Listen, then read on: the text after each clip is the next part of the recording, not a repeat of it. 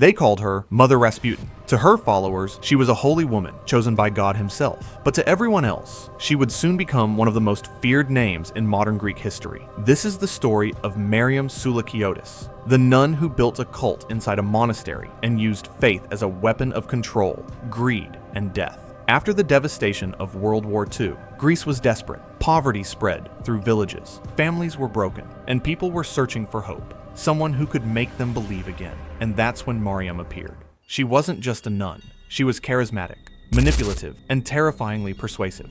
The monastery she founded, Panagia Pevkovunogiatrisa, stood on the hills near Keratia, a quiet place surrounded by forests and silence. To outsiders, it looked peaceful. Inside, it was a world ruled by fear. Her followers, mostly women and children, were told that pain cleansed sin, that hunger purified the soul, and that obedience was the only path to heaven. Mariam became their mother, their priest, and their god. But for those who dared to question her, there was no mercy. Years later, survivors would describe days without food, beatings disguised as holy punishment, and the sound of screams echoing through the monastery halls at night. And then, people began to vanish. When police finally raided the compound in the early 1950s, what they uncovered would horrify a nation. Bodies, documents, evidence of torture, and a dark legend that would echo for decades. The legend of the Killer Nun. To understand the horror that grew inside the monastery, you have to understand the movement that created it. In the early 20th century, Greece was torn apart by a strange religious conflict. When the official church adopted the new Gregorian calendar, a small group of believers refused to follow. They called themselves Old Calendarists, and they saw everyone else as sinners, corrupted by the modern world.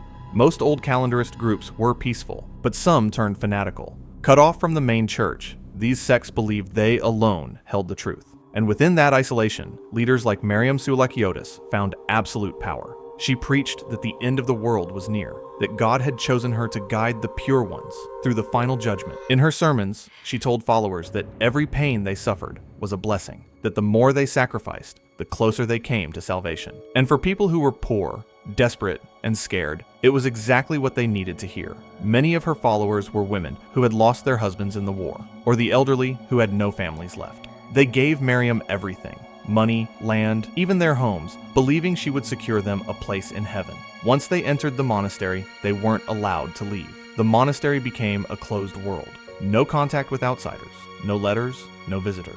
If anyone questioned her authority, they were told they were possessed by the devil. Punishment came in the form of fasting, isolation, and public humiliation. Some survivors later recalled that Mariam would walk through the halls in silence, her long black robe brushing the ground. She never raised her voice. One woman said she didn't need to. When she looked at you, you already felt afraid. Slowly, the monastery stopped being a place of worship and turned into a cult compound. The hierarchy was clear. Mariam was at the top, and everyone else existed to serve her. She controlled what they ate, when they slept, even when they were allowed to pray. And when anyone grew sick or weak, she claimed it was because of their lack of faith. But behind that mask of holiness, something darker was taking root.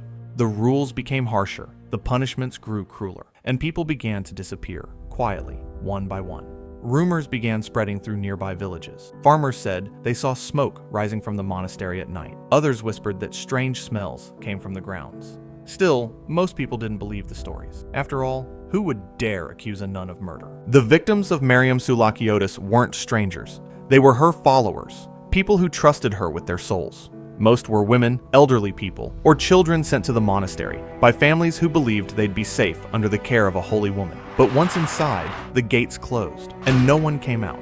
For years, the monastery walls hid stories that were almost too cruel to imagine. Survivors later described endless hunger and fear. They said Mariam would force them to fast for days, sometimes weeks, claiming it was God's will. Anyone who asked for food was punished, locked in a cell, beaten, or left outside overnight in the cold. She said hunger cleansed us, one survivor remembered. She told us our pain was the only way to burn away sin. But the abuse didn't stop there. Mariam's closest assistants, nuns loyal only to her, carried out the punishments. They slapped, kicked, and tortured those who disobeyed. If a follower cried or begged for mercy, Mariam said it was the devil speaking through them. When people grew too weak to move, she refused to let them see a doctor. They must suffer, she'd say. Only then can their souls be purified. It's estimated that over 170 people died within those walls, some through starvation, others from disease or brutal beatings. Officially, only a handful of murders were proven in court, but the number of missing persons and silent graves told a different story. Neighbors later said that Mariam often buried bodies quietly at night. Sometimes, the other nuns were forced to dig the graves themselves. In one testimony, a former follower said she remembered seeing a small child carried away after dying of exhaustion. Mariam told them not to cry because God had taken the child home. The cult's twisted sense of devotion left followers unable to think for themselves. Even when they saw death, they believed it was part of divine judgment. Some thought the dead were blessed. Those who escaped told investigators that they no longer knew what was real. They'd been told the outside world was evil, that leaving meant eternal damnation. So even when they wanted to run, they stayed. Years later, when journalists uncovered these stories, one phrase kept repeating among survivors. She made us believe that love meant suffering. For years, people whispered about strange things happening inside the monastery, but no one dared to act. Mariam Soulakiotis was seen as a holy woman, untouchable, protected by the aura of religion. And in post-war Greece, questioning a nun wasn't just taboo, it was almost blasphemy. Everything changed in 1950 when a series of complaints reached the Athens authorities. Families who had sent relatives to the monastery began asking questions. Letters went unanswered. Visits were denied. And when locals reported the smell of decay drifting from the monastery grounds, investigators could no longer ignore it. Detectives arrived in Keratia quietly at first, disguised as pilgrims. They observed the monastery for days,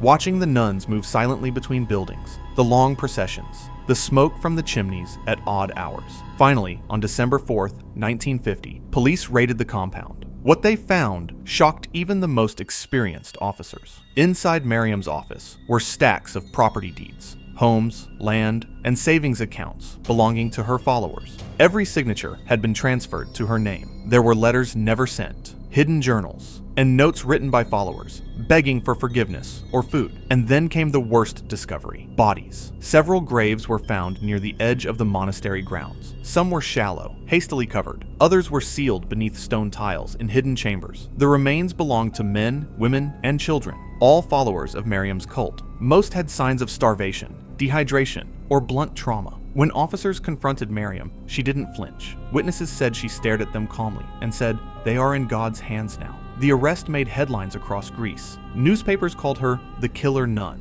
and Mother Rasputin, comparing her to Rasputin, the manipulative monk from Russia. Reporters swarmed the small town of Keratia, desperate for details about the woman who had turned a monastery into a morgue. Dozens of her followers were taken into custody. Some broke down immediately, crying and confessing everything. Others refused to speak, still believing Mariam was a saint being persecuted by the devil. Investigators discovered that for nearly 20 years, Mariam had used her position to steal, manipulate, and kill. She'd convinced her followers to sign over their wealth, then starved or tortured them to death when they became useless to her. In other cases, the victims were sick and she refused treatment, claiming God would decide their fate. The raid revealed more than just murder. It exposed how blind faith can be twisted into fanaticism, how power can hide behind prayer, and how a single person can exploit an entire belief system to serve their own darkness. Mariam Soulakiotis was taken to Avarov prison, escorted by armed guards. Even then, she refused to repent. To the end, she insisted she was chosen by God, and that the world had turned against her for speaking divine truth. When Mariam Soulakiotis stood trial, the entire nation watched. The courthouse in Athens overflowed with reporters, priests, and shocked citizens. For many, it was unthinkable that a woman who called herself Mother Superior could be guilty of such horror. But as the evidence unfolded, disbelief turned to rage. Witnesses came forward, former followers, neighbors, even priests, each one painting the same chilling picture. The monastery wasn't a house of God. It was a house of pain. One witness described the day her elderly mother was taken there for spiritual care. She was never seen alive again. Another survivor recounted being locked in a dark cell for days because she asked for bread. "She said I had the devil in me," the woman told the court. "She said hunger would drive him out." The prosecution laid out documents showing how Mariam had extorted money, land, and valuables from her followers. Over 2 million drachmas in property, a fortune at the time. She promised salvation in exchange for everything they owned. And when they had nothing left to give, she made sure they never left. The judges listened in silence. Reporters described Mariam as calm, emotionless, almost proud. When the verdict was announced, she didn't cry. She simply bowed her head and whispered a prayer.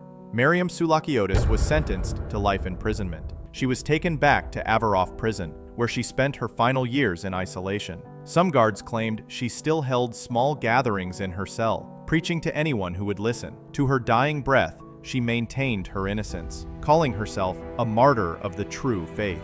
On November 23, 1954, Mariam Soulakiotis died behind bars. The official cause was heart failure, but for many in Greece, her death was seen as divine justice. After her death, investigators continued searching the monastery grounds and found more evidence of unmarked graves. Historians estimate the number of victims could reach as high as 177, though the exact figure will never be known. The monastery was eventually abandoned. The buildings fell into ruin, reclaimed by nature. Yet, the legend of the Killer Nun never disappeared. Her story became a warning, a grim reminder of how blind devotion can lead to destruction. In later years, criminologists studied the case as one of the most extreme examples of religious manipulation and cult psychology in Europe. It showed how faith, when twisted by obsession and power, can become a weapon deadlier than any blade. To this day, locals in Karatea still speak of the monastery with unease. Some say they hear whispers at night, prayers carried by the wind. Others swear that the bells ring on their own, even though the church has been silent for decades. And maybe that's fitting, because for the victims who suffered there, their voices still deserve to be heard.